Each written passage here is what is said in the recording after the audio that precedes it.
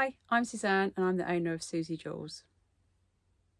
Thank you so much for purchasing one of my Granny Square bag crochet kits. I really hope you're going to enjoy making it. In this first video, I want to talk a little bit about the contents of the kit and also some of my top tips for your bag making. Included in your kit, you have the printed pattern. This tells you all the steps that you need to make your bag and what you will need. You'll also have your crochet hook, a 5mm hook, which may be a different brand to this one. I use all different brands to include in the kit, depends on what's available at my supplier. You'll have a wool needle and a bag of stitch markers. And also not forgetting your yarn. You'll have 8 100-gram balls of cotton yarn included in your kit, with 3 that are the same colour. The idea for these is that they will form the main colour of your bag. This is the Orla colourway, and you can see here that the light grey is the main colour and forms the majority of the bag. In your pattern, it talks about 2 different sizes, a tote bag size and a handbag size. The tote bag is a larger bag, which is this one here, and the handbag is this slightly smaller size here in this Hadwin colourway.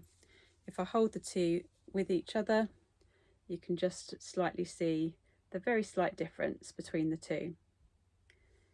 The 2 sizes are created by crocheting your squares different sizes. So the tote bag size is dictated by the number of rounds that I've done in these squares, and these squares are all 5 rounds, 1, 2, 3, and then 2 in the grey, 4, 5. So these are a 5-round square, and those together make the tote bag. And this one is a 4-round square.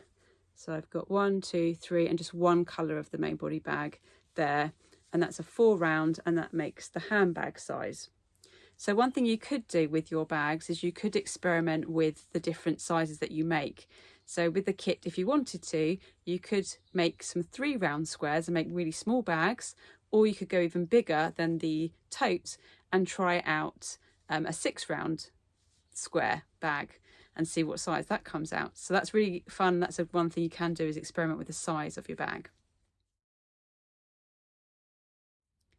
The next thing you can do is play around with the colours of your bag. As I've said already, you've got 3 of the same colour included in your kit, with the idea being that this is going to always be the last round of your bag, and therefore when it's sewn together forms the main body.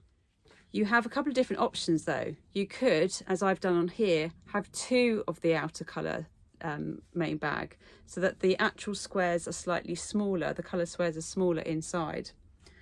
On this example of a completely different colourway that I've done here, you can see that the bag is made with just 4 different colours and 1 round of the outside of the bag. So it gives that different look. So that's something you can try and play around with. With the amount of yarn that you've got in your kit, you potentially could make 2 bags. And I found that I was able to do that when I made 2 small handbag sizes out of one kit. And what I did to do that was make sure that every one of my squares, the coloured part was randomised. And in doing that, I mean that each one of these, you can see there's not one that I've repeated in the same order. And therefore, doing them in random colours, I had lots of yarn left. And I only did this as a 4-round with one of the main colour on the outside. And with that, I was able to make 2 bags, which was great. So after making that Orla tote bag, I ended up with quite a lot of yarn left. Obviously I did 2 rounds of the light grey as the main body on that particular design that I chose, how I chose to do it. And out of the 3 balls of the same colour included, this is how much of that I had left. So not so much of the light grey. However, I have lots of the other 5 colours left, as you will see here.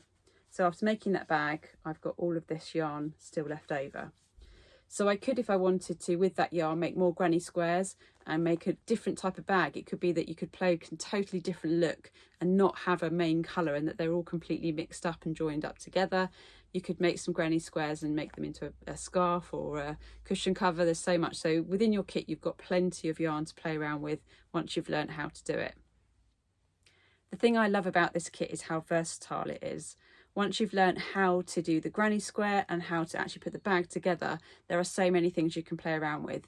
The size, the colour, the combinations and so on. And you can really get literally hooked with making these bags. There are other videos that show you how to make the granny square in either coloured or in one colour on my YouTube channel, Suzie Jules Creates. In later videos, I will show you how to join the bags and also how to make the handle and then how to put the final bag together. I would love to see what you make, so if you can, please do share them with me on my social media channels.